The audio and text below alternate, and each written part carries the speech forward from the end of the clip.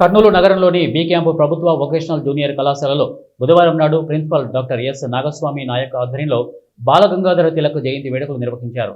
ఈ కార్యక్రమానికి ముఖ్య అతిథిగా విచ్చేసిన రిటైర్డ్ ప్రిన్సిపల్ కొట్టే Chennaiah, national human rights social justice council India general secretary Rayapati Srinivas, కళాశాల లెక్చరర్స్ హాజరయ్యారు.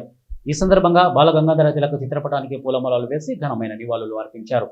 భారతదేశంలో బ్రిటిష్ వలస పాలనకు వ్యతిరేకంగా తాను స్థాపించిన కేసరి పత్రిక ద్వారా ప్రజల్లో స్వాతంత్ర్య పోరాట స్ఫూర్తిని కలిగించి ప్రజాభిమానాన్ని పొంది లోకమాన్య తిలక్గా పేరుగాంచిన మహోన్నత వ్యక్తి బాలగంగాధర తిలక్ అని ప్రిన్సిపల్ పేర్కొన్నారు.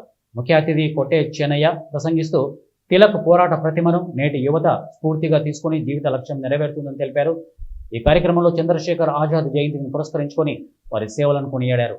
National human rights social justice council India సంస్థ జనరల్ సెక్రటరీ రాయపాటి శ్రీనివాస్ చేతుల మీదుగా Rabindranath Tagore national award for educational leadership అవార్డును principal doctor S Nagaswamy Nayak అందుకున్నారు. ఈ కార్యక్రమంలో కళాశాల లెక్చరర్స్ రామకృష్ణ, విజయకేసరి, మల్లికార్జున, కృష్ణమోహన్ తదితరులు పాల్గొన్నారు.